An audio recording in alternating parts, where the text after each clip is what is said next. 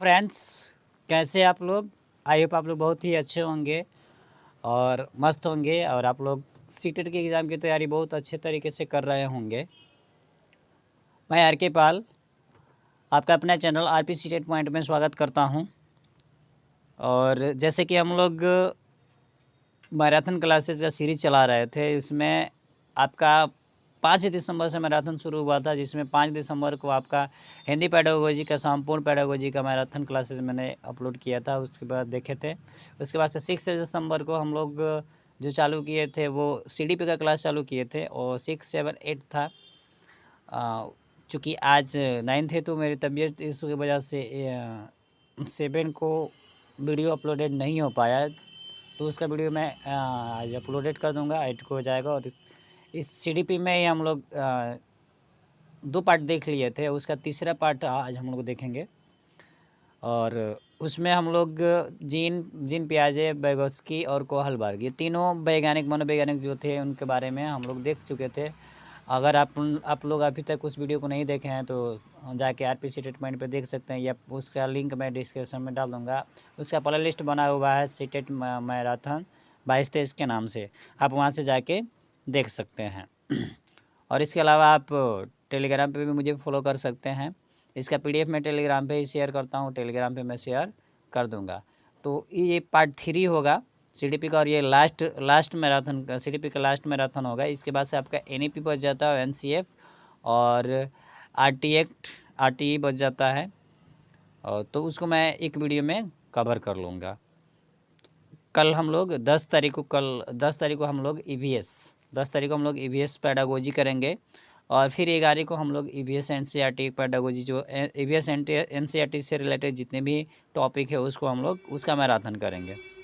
तो इस तरह से कुछ आपका शेड्यूल बना हुआ है, मैं पोस्ट कर दिया हूँ कि किस दिन क्या है, तो आप आसानी से प्ले लिस्ट जाके देख सकते हैं और अपने एग्ज़ाम की तैयारी बेटर से बेटर कर सकते हैं। इतना ही अगर कर लेंगे तो इससे बाहर कहीं पे होगा नहीं। और आपके पास आपका सीटेट जो है बहुत अच्छे तरीके से, पेपर चाहे 1 हो चाहे पेपर 2 हो, पेडागोजी सेशन आप बहुत अच्छे तरीके से कर पाएंगे और एनसीईआरटी कंटेंट भी आप अच्छे से कर पाएंगे।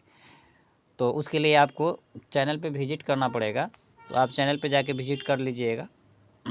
ये लाइट चला गया,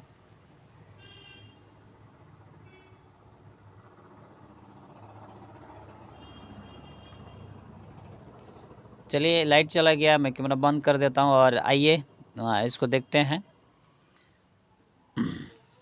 देखिए, इसमें अगले पार्ट को हम लोग शुरू करते हैं। तीसरा पार्ट जो है उसमें तीसरा पार्ट में पढ़ना हम लोग को अल्बर्ट बंदूरा का सिद्धांत। ये काफ़ी इंपॉर्टेंट है, अधिगम सिद्धांत, यहाँ से क्वेश्चन आते रहते हैं। अल्बर्ट बंदूरा का सामाजिक अधिगम सिद्धांत, सोशल लर्निंग थ्योरी। ये वैज्ञानिक कहाँ के थे? ये कनाडा के थे।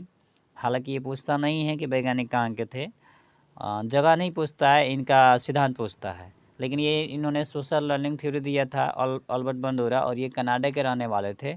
और यही हमारे साहब है अल्बर्ट बंदूरा। यहाँ पे देख सकते हैं आप, इनका फिगर में देख सकते हैं, फिगर में आप आसानी से देख सकते हैं, यही है अल्बर्ट बंदूरा साहब। आइए आगे जानते हैं कि इन्होंने क्या क्या सिद्धांत दिया था। देखिए, ये अपने सिद्धांत में बताए थे कि इस सिद्धांत में दूसरों के व्यवहार को देखकर सीखा जाता है, समाज के मान्य व्यवहार को अपनाया जाता था, अमान्य व्यवहार को नकारा जाता है।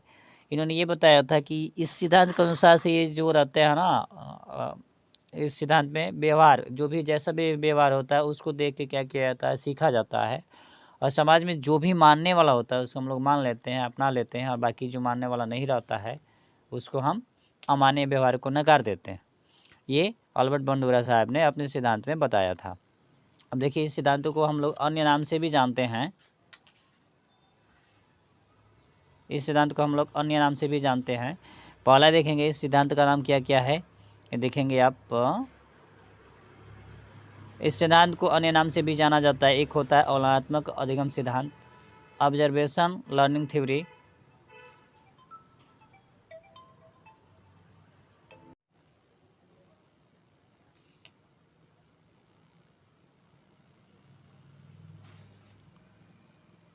इसमें अगला सिद्धांत देखेंगे, इस सिद्धांत के अन्य नाम से भी हम लोग जानते हैं। ये क्या क्या नाम है ये जान लेंगे। पहला होता है अवलोकनात्मक अधिगम सिद्धांत, ऑब्जर्वेशन लर्निंग थ्योरी। यानी कोई भी चीज़ को ऑब्जर्व कर लिए इस थ्योरी में क्या करेंगे, किसी भी चीज़ को हम लोग ऑब्जर्व कर लेंगे, बच्चा हो किसी भी चीज़ को ऑब्जर्व कर लेगा, उसको अवलोकनात्मक अधिगम का सिद्धांत कहा जाएगा।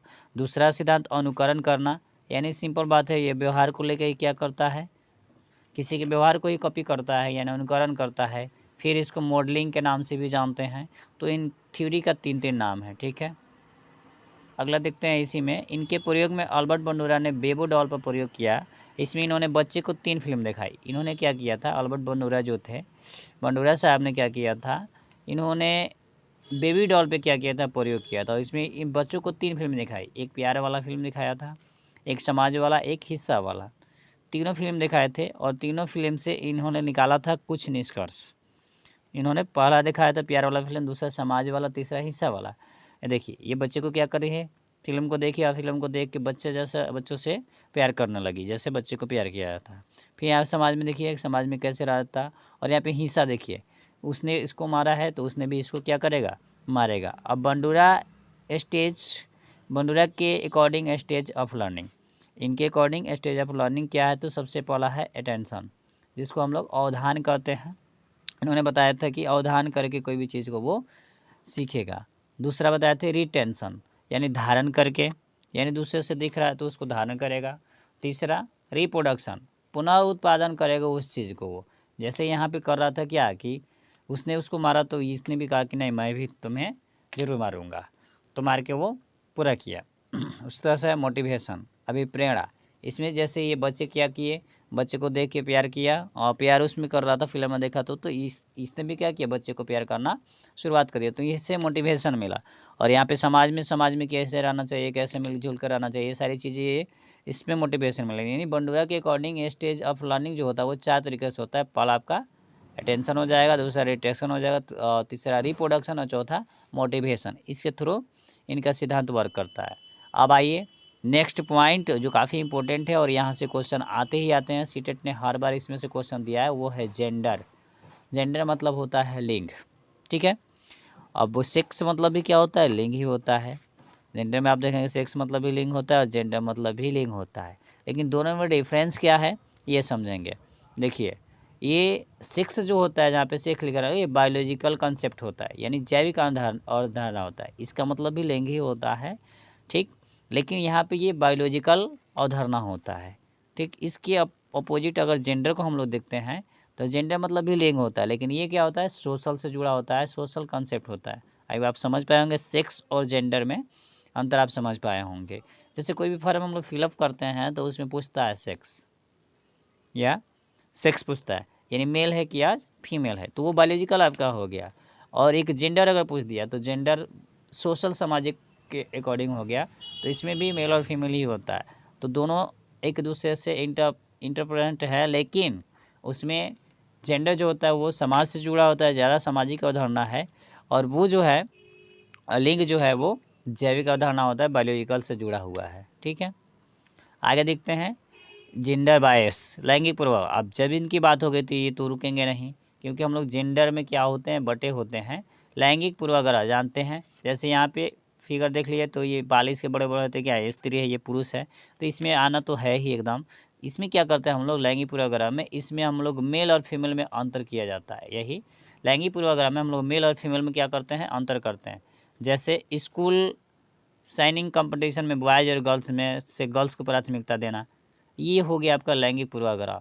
जैसे सबसे ज़्यादा हम लोग क्या किए, गर्ल्स को फोकस किए कंपटीशन में, किसी भी कंपटीशन में गर्ल को पार्टिसिपेट करने के लिए बोले, तो ये लैंगिक पूर्वाग्रह हो गया। स्त्री और पुरुष देख के हम लोग अंतर कर रहे हैं, जो कि सही नहीं है, तो ये लैंगिक पूर्वाग्रह हो गया, तो इसको लैंगिक पूर्वाग्रह कहते हैं। और एक टीचर को क्या करना चाहिए, देखिए एज ए टीचर आप लोग बनेंगे, फ्यूचर में आप टीचर बनेंगे, उसी के लिए आप लोग सीटेट का एग्ज़ाम देंगे, तो एक टीचर को क्या करना चाहिए, एक टीचर को हमेशा दोनों को बराबर मानना चाहिए और लड़का लड़की में अंतर नहीं करना चाहिए। ये क्या है, नेगेटिव पॉइंट है ये, क्योंकि चूँकि हमारा चूँकि एक टीचर जो होता है उसके नज़रों में सब कोई बराबर होना चाहिए।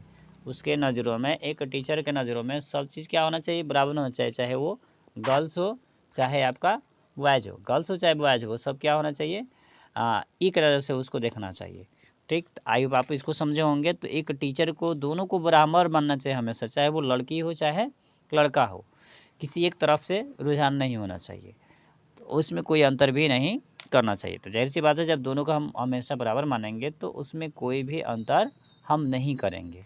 ठीक है, आइए आगे देखते हैं। अब है समाजीकरण। एक चीज़ यहाँ पे पॉइंट आपका छूट गया है, वो हमसे जाने, लैंगिक रूढ़ता। ये तो लैंगिक हो गया, और एक होता है लैंगिक रूढ़ता। लैंगिक रूढ़ता मतलब इसमें जज करते हैं कि आप बड़े हैं, आप पुरुष हैं तो पुरुष हैं तो प्रधान होता है पुरुष, इस तरीके को इसमें दबाया जाता है। और यहाँ पे प्राथमिकता स्त्री को दिया जाता है लैंगिक पूर्वाग्रह में, तो इसमें पुरुष को ज़्यादा ये किया जाता है, तो उसको लैंगिक रूढ़ता कहते हैं और ये लैंगिक प्रभाव था। आगे देखते हैं। नेक्स्ट इसमें देखेंगे समाजीकरण। काफ़ी इंपॉर्टेंट पॉइंट है समाजीकरण जो है, यहाँ से क्वेश्चन भर भर के आते हैं सीटेट में आपके। देखिए समाजीकरण, सोशलाइजेशन, ये क्या है? ये एक ऐसी जटिल प्रक्रिया है जिसमें मानव समाज द्वारा प्रत्यक्ष व अप्रत्यक्ष तरीकों से सीखता है और ये पूरे जीवन तक निरंतर कंटिन्यूअस चलते रहता है। समाजीकरण एक ऐसी प्रक्रिया है जो बच्चा जब पैदा होता है तब से लेके जब तक मर नहीं जाता है तब तक वो सीखते ही रहता है। ये एक जटिल प्रक्रिया है, आसान नहीं है, जटिल प्रक्रिया है जिसमें बच्चा जो है ना वो सीखते ही रहेगा बराबर, यानी कंटिन्यूअस चलता रहता है, सतत। इसको सिंपल कह सकते हैं कि समाजीकरण एक सतत प्रक्रिया है। ठीक है, ये सतत यानी लगातार ये चलते रहता है, कभी रुकता नहीं है, पूरे जीवन में कभी भी नहीं रुकता। और इसमें समाज में वो प्रत्यक्ष रूप से अप्रत्यक्ष रूप से, प्रत्यक्ष मतलब देख के, अप्रत्यक्ष मतलब बिना देखे भी उसमें क्या करता है, माइंड से समझ के, मानसिक से समझ के वो सारी चीज़ों को ऑब्जर्व करता है और सीखते रहता है, तरीका सीखते रहता है और जीवन पर्यंत ये चलते रहती है। अब आपको समाजीकरण समझ में आया होगा। ये काफ़ी इंपॉर्टेंट पॉइंट है, यहाँ क्वेश्चन भी आते हैं कि समाजीकरण एक है, तो समाजीकरण क्या है? एक जटिल प्रक्रिया है और ये निरंतर चलने वाली भी एक प्रक्रिया है, सतत प्रक्रिया है। जैसे आप यहाँ पे देख रहे होंगे, डायग्राम के माध्यम से आप देख रहे हैं। ठीक है, अब यहाँ पे देखेंगे इसकी क्या क्या इकाई है, यूनिट क्या क्या है, यूनिट्स इसके यूनिट्स क्या क्या होते हैं समाजीकरण के। तो सबसे पहले प्राथमिक एजेंसी क्या होता है? प्राथमिक एजेंसी जैसे बच्चा हो गया, आपके स्कूल में आया या कुछ भी आया, तो वो कहाँ से सीखना स्टार्ट करता है? सबसे पहले वो फैमिली से कुछ ना कुछ चीज़ें, भाषा या जो भी चीज़ें है वो फैमिली से ही सीख के आता है। तो सबसे पहला जो होता है वो होता है प्राइमरी एजेंसी, वो होता है फैमिली, आपका परिवार। समाजीकरण का आरंभ परिवार से होता है और यह समाजीकरण की पहली इकाई होती है। वही चीज़ है, ये परिवार से शुरुआत होता है और उसकी पहली इकाई होती है, पहली यूनिट होती है समाजीकरण की। ठीक है, तो ये याद रखेंगे, ये पूछता है। एक प्राथमिक होता है, एक गौड़ होता है। अब आगे इसी में देखेंगे, वही चीज़ को दिखाया है यहाँ पे। समाजीकरण की इकाई में प्राथमिक हो गया, दूसरा सेकेंडरी जो होता है, सेकेंडरी एजेंसी वो होता है, उसको हम लोग गौड़ बोलते हैं। सेकेंडरी में होता है आपका, देखिए विद्यालय हो जाएगा, मीडिया हो जाएगा, इसके अकॉर्डिंग विद्यालय, मीडिया, धार्मिक संस्था, ये तीनों चीज़ें क्या होंगी, हो जाएंगी यहाँ पे। ठीक है, तो सेकेंडरी में देखिए क्या क्या आएंगे, सेकेंडरी एजेंसी में विद्यालय, स्कूल और मीडिया। स्कूल आप समझ रहे हैं। सेकेंडरी जो होता है, स्कूल में जाके बच्चे जाके वहाँ पे विद्यालय में जाके बच्चे क्या करेंगे, जो टीचर पढ़ाएगा उसको बिहेव को देख के क्या करेंगे, अपने अंदर ऑब्जर्व करेंगे। मीडिया इसमें काफ़ी हेल्पफुल होता है। आज किताबों से ज़्यादा बच्चे जो होते हैं वो सोशल मीडिया पे यूट्यूब देखेगा, फेसबुक देखेगा, इंस्टा देखेगा, इस पे ज़्यादा एक्टिव हैं। यानी वो विद्यालय से ज़्यादा सीख जो ले रहा है, समझ ले रहा है, वो मीडिया से ले रहा है, सोशल मीडिया से ले रहा है। तो मीडिया एक काफ़ी अहम रोल अदा करता है। इसके अलावा धार्मिक संस्थाएँ, किसी भी धार्मिक संस्था पे गया, मंदिर में गया, मस्जिदों में गया, तो वो धार्मिक संस्था से वहाँ से भी बहुत सारी चीज़ें को वो क्या करेगा, ऑब्जर्व करेगा। तो ये धार्मिक संस्था है। तो ये दो तरीके के आपके होते हैं, एक प्राथमिक और एक गौड़, जिसमें विद्यालय और मीडिया, और प्राथमिक में परिवार आपका आ जाता है, वातावरण भी आ जाएगा। आप इस समझे होंगे। अब देखिए बच्चे के समाजीकरण, एक्टिव टू पैसिव एजेंसी क्या क्या है, बच्चे के समाजीकरण के एक्टिव टू पैसिव एजेंसी क्या क्या है। सक्रिय एजेंसी में देखिए क्या क्या होता है, इस पर बच्चे पर सीधा सीधा प्रभाव पड़ता है। अगर बच्चा एक्टिव है तो उस पर सीधा सीधा प्रभाव पड़ेगा सक्रिय एजेंसी में। समाजीकरण का ये होता है, जैसे उदाहरण में आप देखेंगे, जैसे परिवार, दोस्त, पड़ोसी, रिश्तेदार, स्वास्थ्य, क्लब, स्कूल इत्यादि। यहाँ पे जाएगा ना तो वो सीधे सीधे उसे क्या करेगा, किसी भी चीज़ को वो सीखेगा। जैसे कोई बच्चा खेल रहा है तो ये भी जाके क्या करेगा, खेलेगा। तो मतलब वो डायरेक्ट टू डायरेक्ट कांटेक्ट करके क्या करता है, सीधा उस पर प्रभाव पड़ेगा, थोड़ा सा भी चेंजिंग नहीं आएगा उसके प्रभाव में। तो आई होप आप इसको ये समझे होंगे। सक्रिय एजेंसी में क्या होगा, एक्टिव एजेंसी में। अब पैसिव में देखते हैं, इसमें रिश्तेदार, पड़ोसी, दोस्त, परिवार, क्लब, स्कूल, ये जितने भी है सारे चीज़ इसमें क्या होंगे, अवेलेबल हो जाएंगे। अगला देखते हैं हम लोग निष्क्रिय एजेंसी, जिसको पैसिव कहते हैं। जो इसमें देखिए, इसका बच्चे पर सीधे सीधा प्रभाव नहीं पड़ता। एकदम अपोजिट उसके है सक्रिय और निष्क्रिय।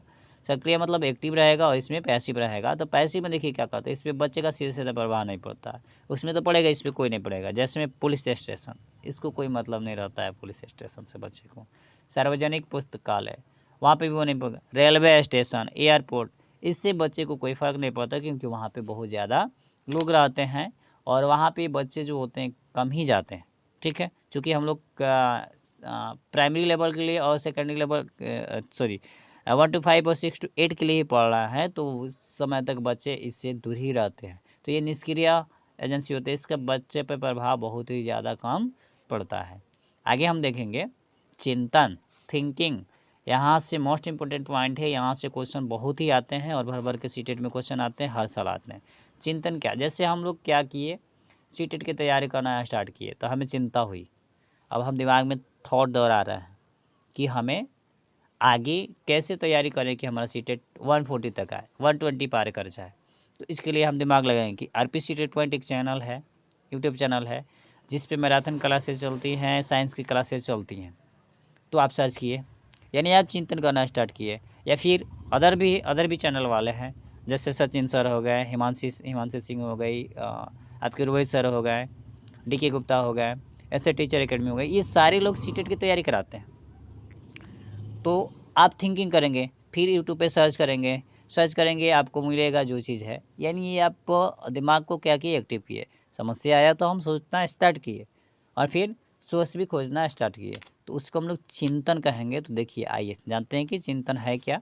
तो चिंतन देखिए, किसी भी समस्या का समाधान करने के लिए हमारे मन में जो विचार उत्पन्न होते हैं वह विचार चिंतन कहलाता है। कोई भी समस्या आ गया, प्रॉब्लम हो गया, हम मन में विचार करना, बैठाना स्टार्ट कर दिए, सोचना स्टार्ट कर दिए, सुनना स्टार्ट कर दिए, तो उसको हम लोग बोलेंगे क्या, चिंतन कहेंगे। यानी मन में विचार कर रहे हैं। अगला देखेंगे, चिंतन का आरंभ समस्या उत्पन्न होने पर होता है तथा समस्या समाधान होने तक चलता है। चिंतन कब होगा, जब कोई समस्या आएगा तब, और ख़त्म कब होगा, जब समाधान उसका मिल जाएगा तब। तो नहीं समस्या होता, नहीं चिंतन होता, और चिंतन नहीं होता तो फिर समाधान नहीं होता। तो समस्या और समाधान दोनों साथ में जुड़ा है, लेकिन उसके लिए वो सबसे मेन फैक्टर जो है वो क्या है, वो चिंतन करना। जब समस्या आएगी तो हम चिंतन करेंगे और उसका समाधान हो जाएगा, तो वो ख़त्म हो जाएगा। तो उसका शुरुआत जो होगा समस्या उत्पन्न होने पर होगा और समाधान होने तक चलेगा, चिंतन।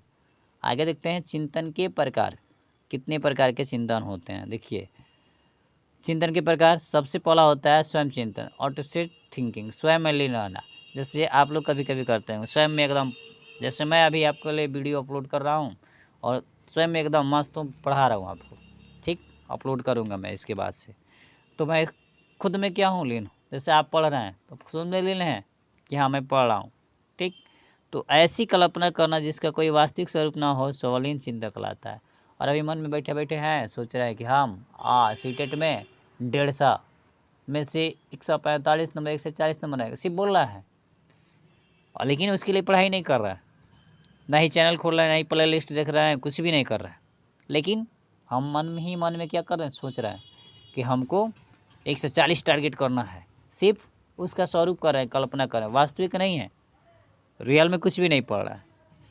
तो ये स्वलीन चिंतन होता है, अपने आप में क्या होना, लीन होना, स्वलीन चिंतन इसको बोलेंगे।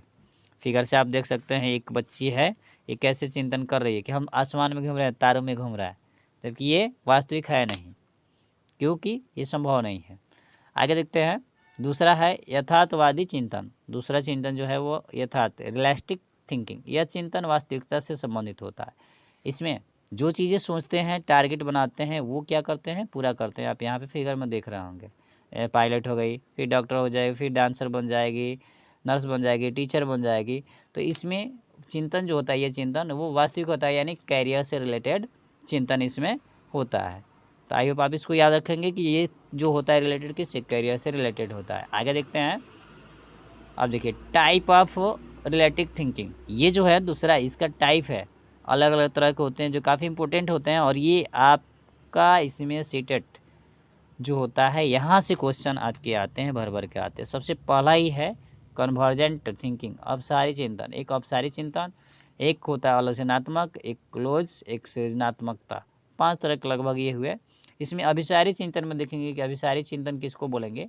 अभिसारी चिंतन काफ़ी इंपॉर्टेंट है, औपचारिक चिंतन भी काफ़ी। इसमें बच्चा जो होगा ना, अभिसारी मतलब फैल जाना, कई तरीके से क्या करेगा, किसी भी तरह से ज्ञान उसके माइंड में आएगा, चारों तरफ से वो अपने ज्ञान को क्या करेगा, ऑब्जर्व करेगा, ठीक है, और एक जगह पे आके वो ऑब्जर्व करेगा। इसको हम लोग कहेंगे अभिसारी चिंतन। वैसा चिंतन जो इस कई तरह के थिंकिंग लाएगा अपने माइंड में, कई तरह के थिंकिंग लाएगा, कई तरह की बातें को सोचेगा, उसको अभिसारी। अपसारी में देखिए, किसी एक पॉइंट पे, किसी एक बिंदु पे वो क्या करेगा, सोचना स्टार्ट करेगा, तो अपसारी चिंतन हुआ। तो आप समझे होंगे कन्वर्जेंट थिंकिंग और डाइवर्जेंट थिंकिंग, ये दोनों आता है क्वेश्चन, काफ़ी इंपॉर्टेंट है। यहाँ से क्वेश्चन सीटेट ने दिया था। मैं इसका क्वेश्चन आंसर भी कराऊंगा, सीडीपी का क्वेश्चन आंसर का सीरीज भी चलेगा, सभी चीज़ का सीरीज चलेगा, साइंस का भी प्रीवियस ईयर का सीरीज चलाऊंगा मैं, ठीक है। अभी आपका आपका मैराथन कम से कम ख़त्म हो जाए, इतना कर लेंगे तो आपका 60% तो सीटेट की तैयारी ज़रूर हो जाएगी। आई होप मैंने जितना दिया है, प्रयास किया है कि आपका इसमें 60% तो कहीं 60% आपके मैराथन से ही क्लियर हो जाएंगे। बाकी जो प्रीवियस ईयर के क्वेश्चन बचे हैं उसको मैं करवा दूंगा चैनल पे, एग्ज़ाम के पहले तक मैं करवा दूंगा ज़रूर।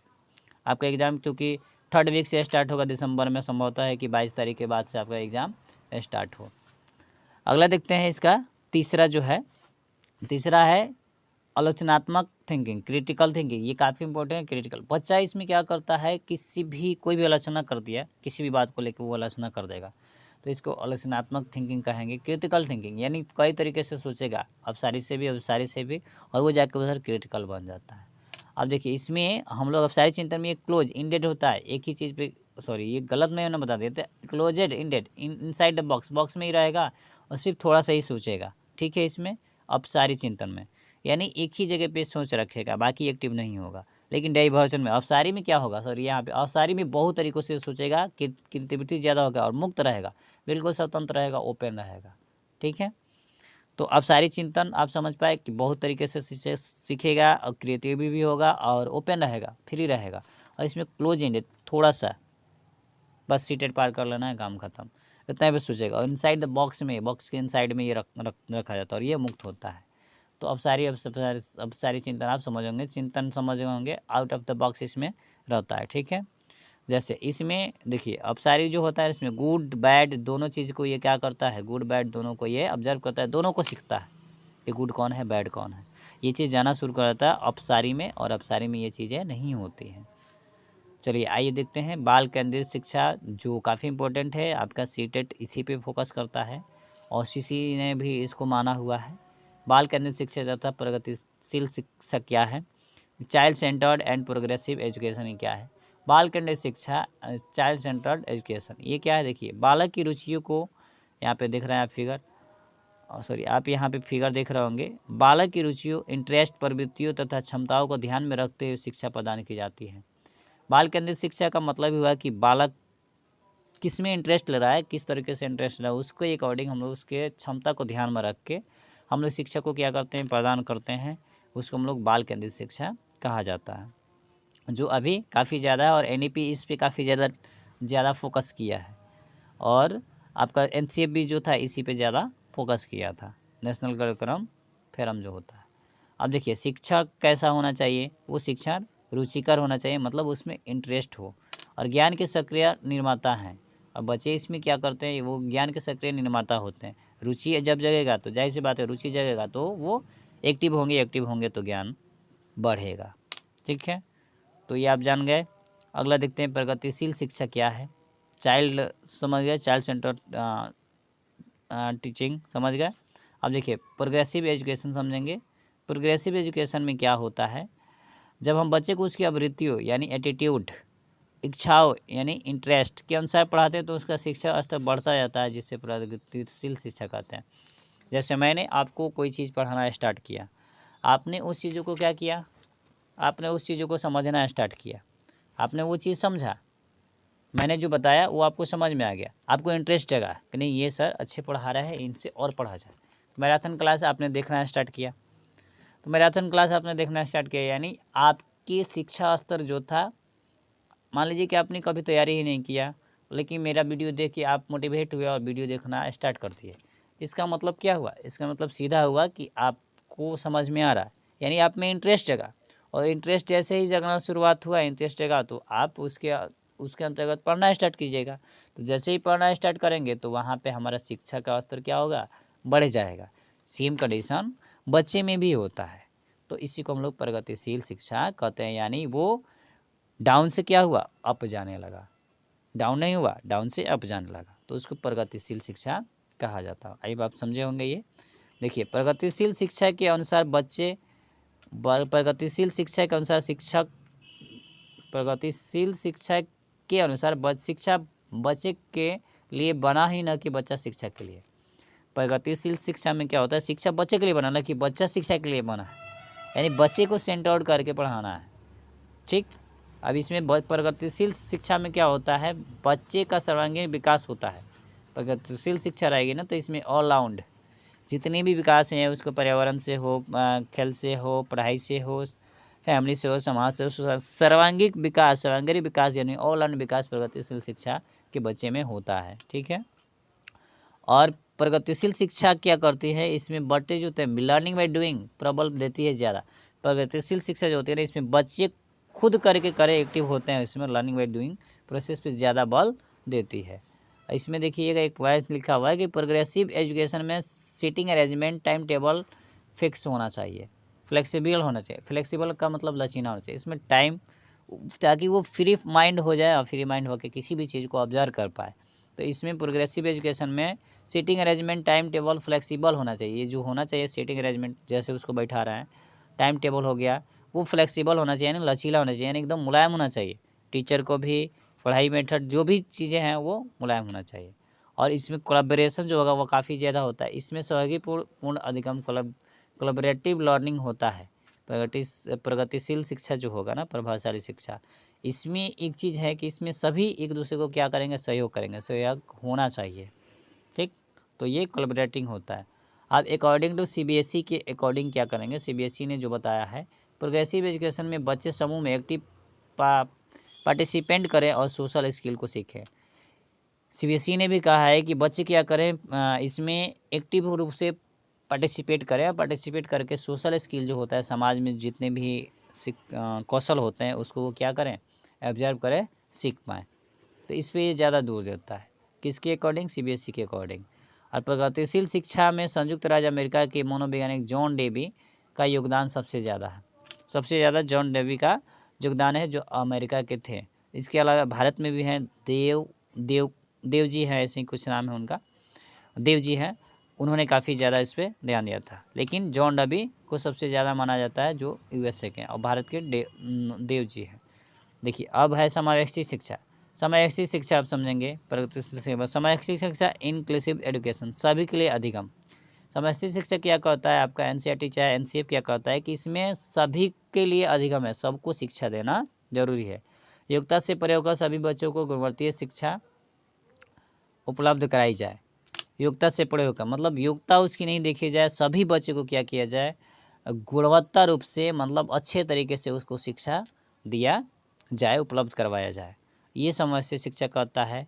और व्यक्ति लक्ष्यों का निर्धारण, इसमें लक्ष्य को एक रखा जाए कि निर्धारण हो जाए। सहयोगात्मक अधिगम ये होता है, देख सकते हैं आप, यहाँ पे सारी चीज़ को बताया गया। व्यक्तिगत मतभेदों को ध्यान और सम्मान, व्यक्तिगत जो मतभेद हो रहा है उसको दूर करना, उसको ध्यान में रखना, उसको सम्मान देना, ये सारी चीज़ें। आगे हम देखेंगे सामाजिक संरचनात्मक कक्षा, सोशल कंस्ट्रक्टिव क्लासरूम। इसमें आप क्या करेंगे, both teacher and student are active. इसमें सामाजिक संरचना शिक्षा में टीचर भी एक्टिव होना चाहिए और स्टूडेंट भी एक्टिव होना चाहिए। आगे देखेंगे इंक्वायरी बेस्ड लर्निंग, बच्चा को ऐसे माहौल बना के रखना चाहिए कि बच्चे क्या करें, क्वेश्चन करें, इंक्वायरी बेस्ड रहना चाहिए, वो जानकारी करें, सवाल पूछे, डरे नहीं, ऐसे माहौल बना के रखना चाहिए। तो टीचर और स्टूडेंट दोनों को इसमें एक्टिव रहना पड़ता है शिक्षा में, सोशल कंस्ट्रक्टिव क्लासरूम में। कक्षा में बच्चों को पिछले अनुभव का उपयोग नए ज्ञान की रचना के लिए किया जाता है। ऐसी कक्षा में क्या किया जाता है, बच्चों का जो पिछला अनुभव है यानी पूर्व अनुभव है, उसको नए ज्ञान में रचना के लिए क्या करेंगे, हम उपयोग कर सकते हैं, ताकि कोई चीज़ सीखा। ऐसे मतलब ये चाकू को पहले वो देखा हुआ है, फिर हम डबल चाकू ला दिए और इसी से, ये पूर्व ज्ञान था, इसी से कहा है कि नहीं तुम काटना स्टार्ट करो। तो यहाँ पे कटना स्टार्ट किए, जैसे एक बुक रखा हूँ मैं, बुक को काटना मैंने स्टार्ट किया, तो वो क्या किया, नया सीखा। फिर कह सकते हैं कि चाकू से क्या होता है, चाकू एक खतरनाक चीज़ है, क्योंकि उसको पता नहीं था। इससे बच कर रहना चाहिए, इसका यूज़ सही से करना चाहिए। नहीं तो ये ना कि पढ़ाते पढ़ाते काटते काटते क्या किया, आदमी को घूम दिया। तो ये चीज़ें नए ज्ञान से उसको जोड़ना है, बट पॉजिटिव चीज़ों से जोड़ना है, नेगेटिव चीज़ों से नहीं। अभी आपको ये समझ में आया होगा। अब इसमें देखिए, बच्चे को आपस में चर्चा करते हुए समूह में कार्य करना चाहिए। इसमें बच्चे को समूह में चर्चा करने के लिए बोलना चाहिए, ताकि वो अपने बात को शेयर करके बहुत सारी चीज़ों को जानकारी ले सीख सके। अगला, बैठने की व्यवस्था में लचीलापन होना चाहिए, बैठने का तरीका उसका सही होना चाहिए। अब देखिए, अगला है आकलन, मूल्यांकन, असाइनमेंट, एवोल्यूशन। काफ़ी इंपॉर्टेंट पॉइंट है, यहाँ से क्वेश्चन आते हैं। चलिए इसको भी निपटा लेते हैं हम लोग। किसी के बारे में जानकारी इकट्ठा करने की प्रक्रिया आकलन कहलाती है। यह टीचिंग लर्निंग प्रोसेस के दौरान नियंत्रण चलने वाली प्रक्रिया। आकलन क्या है? कोई स्टूडेंट हो गया, उसका पूरा बायोडाटा जान लेना, क्या कहलाएगा? आकलन कहलाएगा। और ये टीचिंग लर्निंग प्रोसेस का TLP का एक क्या है? नियंत्रण चलने वाला एक प्रोसेस होता है, और ये ज़रूरी है तो ज़रूरी है। लेकिन आकलन जो होता है क्या होता है? ये एक आकलन जो होता है एक शॉर्ट प्रक्रिया होता है, छोटा सा संक्षिप्त रूप होता है, शॉर्ट प्रक्रिया होता है आकलन जो होता है, ठीक। और आकलन अधिगम को इम्प्रूव करने का एक क्या है? अधिगम को यानी सीखने की शक्ति को बढ़ाने का एक क्या है? एक तरीका है, इम्प्रूव करने का एक तरीका होता है आकलन जो होता है। आगे देखेंगे, आकलन का प्राइमरी ऑब्जेक्ट है कि कंसेप्ट से संबंधित जो भी कन्फ्यूजन बच्चों को उसको समझाना चाहिए। आकलन का मतलब कि अगर हम आकलन कर रहे हैं उसमें जो भी कमी है, प्राइमरी ऑब्जेक्ट जो भी है, कंसेप्ट है, उसमें जो भी कन्फ्यूजन आ रहा है उसको दूर करें, ठीक। आकलन का मतलब ये हुआ। अब आगे देखेंगे, आकलन जो होते हैं कई प्रकार के होते हैं। तो आकलन जो होते हैं वो 2 प्रकार के होते हैं। पहला होता है रचनात्मक, दूसरा होता है योग्यात्मक। एक फॉर्मेटिव असेसमेंट, एक समरेटिव असेसमेंट। फॉर्मेटिव में क्या किया जाता है? जैसे CBSE स्कूलों में भी होता है फॉर्मेटिव एग्जाम और समरेटिव एग्जाम। तो इसमें बच्चे को थोड़ा थोड़ा मात्रा में दिया जाता है कि क्या उसने रचना किया, क्या नहीं किया, और इसमें हाफ ईयरली पे उसको एग्जाम लिया जाता है समरेटिव असेसमेंट में। आप समझे होंगे इसको। देखिए इसमें क्या है, असाइनमेंट ऑफ लर्निंग में फॉर्मेटिव में क्या होता है? सीखने के लिए आकलन किया जाता है कि वो कितना सीखा है, और इसमें सीखने का आकलन किया जाता है कि वो कितना सीख पाया है। दोनों में डिफरेंस है। फॉर्मेटिव में क्या होता है? सीखने के लिए आकलन किया जाता है कि वो उसको सिखाया जाता है कितना सीखा, और इसमें सीखने का आकलन किया जाता है कि कैसे सीखा, कैसे कैसे सीखा है। सीखने और सिखाने में डिफरेंस है। तो इसमें सीखने का आकलन किया जाता है, एक में सीखने का आकलन होता है। आगे देखेंगे, असाइनमेंट ऑफ लर्निंग वही सीखने के रूप में आकलन होता है, आप समझ चुके होंगे। Self assessment. अब देखिए, अब पढ़ेंगे मूल्यांकन, एवोल्यूशन पढ़ेंगे। किसी विषय वस्तु व्यक्ति आदि के गुणों दोषों के विवेचन कर उसके संबंध में सही निर्णय करना मूल्यांकन कहलाता है। यह मात्रात्मक या गुणात्मक दोनों होता है। मूल्यांकन किसको बोलेंगे? कोई भी व्यक्ति या वस्तु है उसके गुण और दोष उसका विवेचना करेंगे और सही निर्णय करेंगे कि क्या सही है क्या गलत है, उसको हम लोग मूल्यांकन करते हैं। और ये मात्रा में भी हो सकता है और गुण में भी हो सकता है, दोनों में हो सकता है, मार्क्स से भी हो सकता है। देखिए, ये अधिगमकर्ताओं को सीखने के प्रोसेस में मदद करने के तरीके खोजता है, और ये मूल्यांकन क्या करता है? उसको और सीखने का मौका देता है, वो तरीके खोजता है मदद करने में कि किस तरह से वो पढ़ेगा और आगे बढ़ेगा। लर्नर को ये इसमें काफ़ी मदद करता है। मूल्यांकन इस बात पर भी फोकस करता है कि अधिगमकर्ता क्या और कैसे सीख रहा है। मतलब मैंने जो पढ़ाया आपको, आप उसे कैसे ऑब्जर्व किया और क्या क्या ऑब्जर्व किए, जितना मैंने दिया उसमें से आप क्या क्या ऑब्जर्व कर लिए और कैसे सीखे, क्या सीखे कैसे सीखे। ये चीज़ मूल्यांकन इस बात पे काफ़ी ज़्यादा फोकस करता है, जबकि आकलन इस पे फोकस ज़्यादा नहीं करता है। आई बात समझोगे। अब इसकी थोड़ा सा विशेषता भी जान लेंगे। मूल्यांकन की विशेषता क्या है? वैधता। वैधता वह मूल्यांकन होता है जो वास्तव में उस बात के परीक्षण है जिसके बारे में वो जानना चाहता है।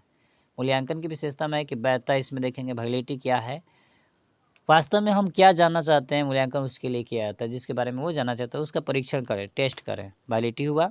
दूसरा देखते हैं रिलेबिलिटी, मतलब विश्वसनीयता होना चाहिए, बिलीव होना चाहिए। मूल्यांकन में बिलीव होना चाहिए। विभिन्न परंतु एक जैसी परिस्थिति में किसी भी प्रश्न, परीक्षण या परीक्षा का उत्तर पूर्णतः एक ही प्रकार का होगा तो ऐसे मापन विश्वसनीय कहलाएगा। मतलब मैंने जैसे बता दिया कि A+B का होल स्क्वायर बराबर A² + AB + B² होता है, या A² + B² + 2AB होता है। तो ये दोनों चीज़ें अगर उधर से आउटपुट में पॉजिटिव आ गई, प्रश्न पूछे, परीक्षा लिए, और ये पॉजिटिव आ गई, एक ही प्रकार की हुई, तो उसको हम लोग विश्वसनीयता कहेंगे, यानी हमारा विश्वास उसमें बन रहा है। आप मेरा वीडियो देख रहे हैं, अगर इससे अगर प्रश्न आपके पेपर में आ जाते हैं तो आपको क्या हुआ? विश्वास बन गया, यानी अपने प्रश्न भी आप पूछना स्टार्ट कर देंगे हमसे और मेरे चैनल पे भी आना स्टार्ट कर देंगे और देखना भी स्टार्ट करेंगे, दूसरों को मोटिवेट करना भी स्टार्ट कर देंगे। यानी आपको मेरे पे क्या हुआ, बिलीव हो गया। और बिलीव कीजिए, मैंने जो ये निचोड़ निकाला है ना, एक बार आप इसको पढ़ लेंगे तो बहुत ही अच्छे नंबर से आप सीटेट को क्लिक कर पाएंगे। चलिए आगे देखते हैं। और मेहनत मेरा साकार भी हो जाएगा। रात में जग के मैंने बहुत काफ़ी ज़्यादा मेहनत किया है। अब देखेंगे CCE जो काफ़ी इंपॉर्टेंट है, कंटिन्यूअस कॉम्प्रिहेंशन एवल्यूशन क्या है, आइए इसको भी देख लेते हैं। CCE इसलिए ज़रूरी है ताकि जल्दी जल्दी होने वाली गलती की जगह कम अंतराल पर होने वाली गलतियों को सुधारा जाए। CCE इसलिए बनाया गया ताकि जितनी जल्दी जल्दी जो गलती होती है शिक्षण में, चाहे किसी तरह से, उसको कम किया जाए और गलतियों को सुधारा जाए।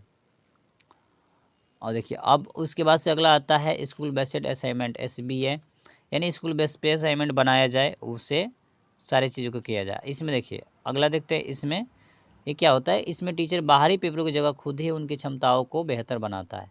स्कूल बेस्ड असाइनमेंट में क्या होगा, बाहर से कोई चीज़ नहीं होगा, वह स्कूल ही क्या करेगा, उसमें टीचर बाहरी पेपरों की जगह पर खुद से ही क्या करेगा, उसको कैपेबिलिटी को बेहतर बनाएगा।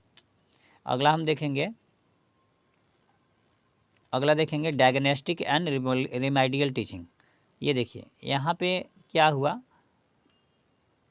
डायग्नोस्टिक मतलब डॉक्टर वगैरह से, डॉक्टरी से जो भी चीज़ें हैं वो, ये डॉक्टर है यहाँ पे क्या कर रहा है, अल्लाह लगा के स्टेथोस्कोप इसको बोलते लगा के क्या कर रहा है, चेक कर रहा है, और दोनों ने मास्क को लगाया हुआ है। तो ये आपका हो जाएगा क्या, डायग्नोस्टिक एंड रिमेडियल टीचिंग ये हो जाएगा। अब देखिए समस्या समाधान विधि काफ़ी इंपॉर्टेंट है, यहाँ से क्वेश्चन आना ही आना है और आते ही हैं। इसलिए मैंने बोला कि वीडियो स्किप जरूर नहीं करेंगे और ज़्यादा से ज़्यादा दोस्तों के पास शेयर जरूर करेंगे। और अगर क्लास अच्छे लग रहा होगा तो क्लास को लाइक भी आप कर दीजिएगा। देखिए समस्या समाधान विधि में इसमें देखते हैं क्या है, इसमें स्टूडेंट को एक प्रॉब्लम दी जाती है जिसके नॉलेज लेते हैं, समस्या समाधान में ही एक हिंट दिया होता है। कोई समस्या दे दी, उसी में हिंट दिया रहता है और बच्चे को बोला जाता है कि इसको आप हल कीजिए। जैसे ये बच्चा को एक पेन दे दिया गया, एक सवाल दे दिया गया और इसी में हिंट दे दिया गया, थोड़ा सा बता दिया गया, इसको समाधान करो। और ये अपने बच्चा को क्या करेगा, बच्चा ये अपने समस्या जो दिया गया उसको सुलझाने की कोशिश, इसको हिंट भी दे देगा, तो इसको समस्या समाधान विधि कहा जाएगा।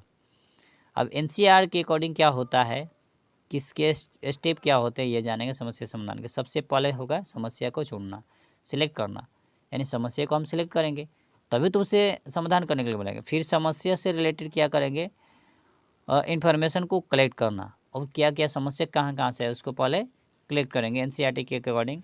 फिर समस्या समाधान की योजना बनाएंगे कि समाधान कैसे करें, दो चीज़ें मिल गई तो समाधान। फिर सभी समाधानों का मूल्यांकन करेंगे कि वाकई में जो समस्या हम समाधान किए वो सही है कि नहीं। फिर समाधान को चुनेंगे और उस समाधान को चुनेंगे और उसका क्या करेंगे, उसको इम्प्लीमेंटेशन करेंगे, मतलब सही करेंगे कि हाँ समाधान ये सही है कि नहीं, और उसको चूज करके उसको बताएंगे। फिर रिजल्ट का मूल्यांकन करेंगे कि रिजल्ट क्या मिला उसे। फिर समस्या समाधान को पुनर्भाषित करना और उन पर पुनः विचार रिकॉन्साइडर करेंगे, यानी समस्या जो है पहले समस्या खोजे, समस्या को फिर उसका रीजन जाने, समस्या को जाने, फिर उसका समाधान निकाले, समाधान का फिर मूल्यांकन किए, फिर रिजल्ट का मूल्यांकन करेंगे। फिर हम लास्ट में अंत में पहुंचेंगे कि बच्चा क्या किया। जैसे कबड्डी का खिलाड़ी है, वो गया, एक कोच होता है, कोच इसमें काम करना स्टार्ट किया, ठीक है, तो उन्होंने बोला कि आउट है आउट है, तो अब वो यहाँ पे कोच क्या करेगा, काम करना स्टार्ट करेगा और अंत में जो रिजल्ट का मूल्यांकन करेगा, सही निकलेगा, पुनः विचार करेगा, पुनर्भाषित करेगा, फिर रिजल्ट कहेगा कहाँ ये आउट है, तो उसको समस्या समाधान विधि माना जाएगा। अब देखिए इसमें रिस्पॉन्स सेट क्या होता है, किसी समस्या को एक ही तरीके से प्रस्तुत रिप्रेजेंट करने पर टक जाना अनुक्रिया समुच्चय रिस्पॉन्स सेट कहलाता है। कोई समस्या सुलझा रहे हैं, एक ही तरीके से हम सुलझा रहे हैं, प्रस्तुत कर रहे हैं और उसी पे जाके अटके हैं, दूसरा तरीका हम ढूंढ नहीं रहे हैं, तो वो क्या हो गया, रिस्पॉन्स सेट हो गया, ठीक है। तो उसको हम लोग समुच्चय अनुक्रिया समुच्चय सेट कहेंगे। अब देखिए उत्तम समस्या समाधानकर्ताओं के लिए रिस्पॉन्स सेट में कमी और औपचारिक चिंतन होना चाहिए। समस्या समाधान को सुलझाने के लिए डाइवर्जेंट थिंकिंग का होना काफ़ी ज़रूरी है और रिस्पॉन्स सेट में कमी होना चाहिए। दूसरा, समस्या समाधान की वह प्रणाली जिसमें लक्ष्य आरंभ करके पीछे की तरफ चल सोल्यूशन तक पहुंच जाता है वो पश्चिगामी कार्यगति युक्त बैकवर्ड स्ट्रेटजी कहलाती है। मतलब समस्या कोई है, समाधान है, उसके पीछे पीछे हम पहुंच रहे हैं और पहुंच के क्या किए, उसको अगर प्राप्त कर लिए, युक्ति को प्राप्त करना क्या कहलाएगा, आपका समस्या समाधान की विधि कहलाएगा, वो पश्चिगामी कार्य करती युक्ति कहलाएगा। पीछे पीछे यानी चल रहा है। अब देखिए आगमन विधि है, बस अब ज़्यादा नहीं है, फिर भी है कुछ देर का क्लास और। देखिए अगला क्लास देखेंगे आगमन विधि। आगमन विधि में क्या होता है, आप कई बार पढ़ चुके हैं, मैं पढ़ा भी चुका हूँ इसके पहले। आगमन विधि में इसमें बच्चे को उदाहरण दिया जाता है, फिर उसमें नियम की ओर लेके जाया जाता है। जैसे यहाँ पे देखिए उदाहरण दिया, फिर बच्चे की तरफ लेके गए। इस विधि में तर्क वही बात है, उदाहरण से नियम की ओर जाते हैं और स्थूल से सूक्ष्म की ओर इसमें जाएगा। ये एक पॉइंट इंपॉर्टेंट है, डायरेक्ट उठा के पूछता है कि आगमन विधि में क्या होता है। उदाहरण से एग्जाम्पल की ओर जाते, उदाहरण से रूल की ओर जाएंगे, स्थूल से सूक्ष्म होता है यानी मैक्रो से माइक्रो होता है यानी बड़ा से छोटा होता है, और विशिष्ट से सामान्य होता है यानी स्पेसिफिक से जनरल की ओर पहुँचते हैं, और नो से अननोन की तरफ पहुँचते हैं। मतलब ज्ञात होते हुए भी उसको अननोन की तरफ लेके जाते हैं, जो वो चीज़ जानता नहीं है आगमन विधि में। फिर मूर्त से अमूर्त की ओर जाते हैं, यानी जो चीज़ें नहीं जानता है उसको, जो जानता है उसको फिर नहीं जानने वाले की तरफ लेके जाते हैं। प्रत्यक्ष डायरेक्ट से प्रूफ की ओर आगे बढ़ाते हैं इसमें, इस विधि में आगमन में। ठीक है, तो आगमन विधि इंपॉर्टेंट है, ये सातों के सातों पॉइंट इंपॉर्टेंट है, आप याद रखेंगे, यहाँ से क्वेश्चन उठा के देता है। अगला पढ़ेंगे मोटिवेशन।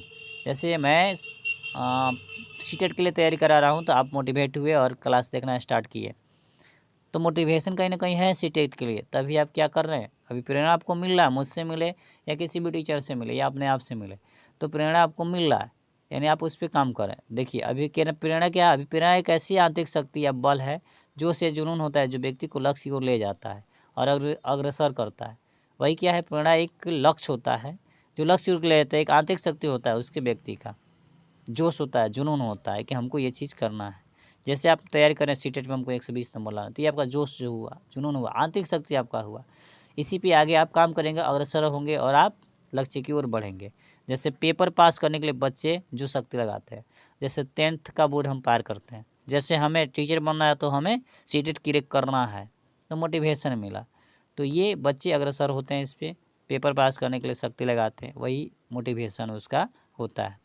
जैसे आप मोटिवेट हैं, इससे मुझे क्या मिलने वाला, चूँकि मैं सीटेट क्वालिफाइड हूँ, पेपर 1 और पेपर 2 दोनों क्वालिफाइड हूँ, लेकिन दिसंबर 2021 में क्वालिफाइड हूँ, जिसकी वजह से अभी तक जॉब नहीं लगा। बिहार में अगर 7 फेज आएगा तो उसमें मेरी बहाली हो जाएगी, परसेंटेज भी ठीक ठाक है, ठीक।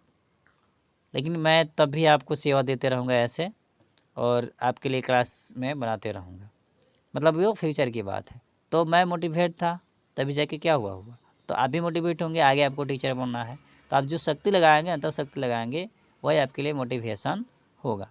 जैसे एक टीचर यहाँ पे पढ़ा रहा है और पढ़ाया बच्चों, यहाँ पे बच्चे क्या करेंगे, ध्यान से उस चीज़ को सुनेंगे और पेपर पास करने के लिए उन पर ध्यान देंगे, बिलीव करेंगे, तो ये मोटिवेशन होगा। मैं भी आपके लिए मोटिवेशन होता। अब देखिए, अब मोटिवेशन जो होता है वो दो तरह का होता है, एक इंटरनल होता है, एक बाह्य होता है। इंटरनल मोटिवेशन ये क्या होता है, देखिए ऐसी मोटिवेशन जो खुद से हो, यानी हम खुद से क्या है, मोटिवेट हैं। और दूसरा एक्सटर्नल में क्या होगा, जो बाहर से मिले, जब बाहर से मोटिवेशन मिले। जैसे मैं बाहर से मोटिवेशन आपको कर रहा हूँ, मैं पढ़ा रहा हूँ, और आप अगर अंदर से मोटिवेट नहीं है, तो बाहर से मोटिवेट करने का कोई फ़ायदा नहीं। मैं बोर्ड पे कुछ पढ़ा रहा हूँ, या मैं बच्चों को बोर्ड पे पढ़ा रहा हूँ, बच्चे को कुछ मतलब ही ना है, क्योंकि वो इंटरेस्ट नहीं है, तो इंटरनल वो मोटिवेट नहीं है, तो एक्सटर्नल मोटिवेशन भी उस पर काम नहीं करेगा। लेकिन मोटिवेशन दो तरह के होते हैं, इंटरनल और एक्सटर्नल। अब आगे देखते हैं, इसमें क्या है, दैहिक आवश्यकता होता है, इसमें दैहिक आवश्यकता है, सुरक्षा की मांग होती है, आत्मीयता की आवश्यकता होती है, सम्मान की आवश्यकता होता है, आत्मसिद्धि की आवश्यकता होता है। मोटिवेशन में ये सारी चीज़ें मिलती है, पाँचों चीज़, और पाँचों चीज़ को आप फिगर से समझ सकते हैं। अब देखिए अभिप्रेरणा चक्र, ये भी एक चक्र की तरह होता है। इस चक्र में क्या क्या ज़रूरत होता है, एक होता है नीड, एक होता है ड्राइव, मतलब आवश्यकता आया, फिर आप कैसे ड्राइव किए, फिर उत्तेजना होगा, ठीक, उद्वेलन होगा, फिर लक्ष्य बनाएंगे, गोल बनाएंगे, गोल डायरेक्ट, फिर उपलब्ध करेंगे यानी अचीव करेंगे, फिर उत्तेजना की कमी आने लगेगी इसमें, ठीक। तो ये इसका चक्र होता है, आप चक्र को देख सकते हैं। आवश्यकता सबसे पहले स्टार्ट होगा, फिर अंतर्वेद होगा, फिर लक्ष्य निर्देश करेगा, फिर उपलब्धि होगा, फिर ये कमी हो जाएगा। मतलब आवश्यकता जब बढ़ी तो हम उसकी तरफ बढ़े, फिर हम इसके तरफ बढ़े, फिर लक्ष्य निर्देशित किए, फिर वो उपलब्धि हासिल किए, और अब जब उपलब्धि हासिल हो गया, यानी टारगेट लक्ष्य मिल गया, तो धीरे धीरे उत्तेजना में कमी आने लगेगी। तो ये चक्र के थ्रू चलता है मोटिवेशन जो होता है। अब आगे सुनेंगे स्मृति। स्मृति मतलब मेमोरी, आप समझ ही रहे होंगे, याद करना। जो भी कुछ व्यक्ति देखता है, सुनता है, समझता है, उसको अपने मस्तिष्क में बिठा लेता है, उसी को हम लोग स्मृति कहते हैं। मतलब जो भी चीज़ें हम समझें, जैसे आपने हमें देख लिया, फिर पढ़ लिया, उसको जो भी मैंने समझाया, सुने, उसको दिमाग में बैठा लिया, ये क्या कहलाएगा? ये स्मृति कहलाएगा। दूसरे शब्दों में पूर्व अनुभवों को मस्तिष्क में इकट्ठा रखने की क्षमता स्मृति कहलाती है। या पीछे जो आपको अनुभव होगा उसको अगर आप अभी तक दिमाग में रखे हैं तो वो भी क्या कहलाएगा? स्मृति कहलाएगा। ठीक है। अब स्मृति को देखिए, आप यहाँ पे देख रहे होंगे बहुत सारी चीज़ों को, पहले वाला चीज़ों को क्या किया, अभी नए वाला चीज़ को, पहले वाली चीज़ को क्या किया, अपने दिमाग के अंदर कंज्यूम करके रखा हुआ है, उसको हम लोग स्मृति कहते हैं। अब देखिए स्मृति जो होते हैं मुख्य रूप से 3 प्रकार के होते हैं। स्मृति जो होते हैं वो कितने प्रकार के होते हैं? 3 प्रकार के। पहला होता है संवेदी स्मृति, सेंसरी मेमोरी इसको बोलते हैं। संवेदी स्मृति में चीज़ें 1 सेकंड या उससे भी कम समय तक याद रख पाते हैं। सेंसरी में क्या होता है, कोई भी चीज़ अभी याद किए और अभी उसको हम क्या किए, भूल गए। ठीक, सेंसरी में ये होता है कुछ समय तक या कुछ उससे भी कम सेकंड तक वो याद रहेगा, फिर हम भूल जाएंगे। अब उसके बाद से फिर दूसरा होता है लघु, शॉर्ट टर्म मेमोरी। इस स्मृति में व्यक्ति 30 सेकंड या 30 सेकंड से भी कम समय तक व्यक्ति की चीज़ों को याद रख पाता है।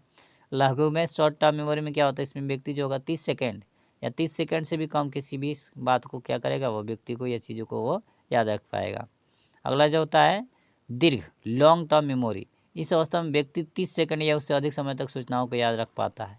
इसमें व्यक्ति जो होता है क्या करता है, सूचनाओं को 30 सेकंड से भी ज़्यादा, यानी 1 मिनट, 2 मिनट, 3 मिनट तक वो किसी बातों को याद करता है। लॉन्ग टर्म होगा ये। ठीक है, आप स्मृति भी समझे होंगे। अब देखिए इसमें जो है आपका वो है अनुरूपता, एनोलॉजी। किसी समस्या समाधान तक पहुंचने के लिए मिलती जुली समस्याओं को रेफर करना एनोलॉजी कहलाता है। कोई भी समस्या समाधान है, दूसरी जगह उसको हम भेज दिए, रेफर कर दिए, तो वो एनोलॉजी कहलाएगा। अब आपका प्रक्रियात्मक ज्ञान, प्रोसेसुअल नॉलेज जो है, यानी कोई भी प्रक्रिया कर रहे उससे जो ज्ञान प्राप्त हो रहा है उसको प्रक्रियात्मक ज्ञान कहेंगे। अगला देखेंगे स्मृति विषयक, मैनेटिव डिवाइस। स्मृति विषयक मतलब दिमाग से जो भी चीज़ें, स्मृति से जो भी चीज़ें है उसके लिए एक डिवाइस बना देगा, विषयक बनाएगा, उसको हम लोग स्मृति विषयक कहेंगे। अगला है चुनकिंग, कंकिंग, खंडीकरण मतलब तोड़ के। इसमें बच्चों को कंसेप्ट टुकड़ों में तोड़कर समझाया जाता है। जैसे मोबाइल नंबर, इसको तोड़ के 10 अंकों की संख्या को 3 या 4 अंकों के समूह में बांटकर याद करने के लिए बोला जाता है। इसको हम लोग खंडीकरण कहते हैं और ये काफ़ी इम्पोर्टेंट है। तो यहाँ पे आपका CDP का क्लास जो होता है, यहाँ पे आपका मैराथन जो होता है वो क्लास ख़त्म होता है। आई होप आपको ये क्लास अच्छा लगा होगा और पसंद आया होगा और आपके लिए काफ़ी हेल्पफुल रहेगा। अगर क्लास आपको अच्छा लगा है, हेल्पफुल लगा है, तो क्लास को लाइक कर देंगे। और कोई भी डाउट होगा, जो चीज़ें आपको समझ में ना आई हो, कोई भी डाउट है तो उसको कमेंट सेक्शन में आप पुट अप कर दीजिएगा। मैं देख के उसको जवाब देने की कोशिश ज़रूर करूँगा। और वीडियो को ज़्यादा से ज़्यादा शेयर कर दीजिएगा। और चैनल पे मेरे नए व्यूअर हैं तो चैनल को सब्सक्राइब कर दीजिएगा। फिर मिलते हैं नेक्स्ट टॉपिक कल, यानी कल मिलेंगे हम लोग EVS पेडागोजी के साथ नेक्स्ट क्लास में। तब तक आप पढ़ते रहिए, मुस्कुराते रहिए और हेल्थ पे ध्यान रखिए और खुश रहिए और टेंशन ना लीजिए। मिलते हैं फिर नेक्स्ट वीडियो में। जय हिंद, जय भारत।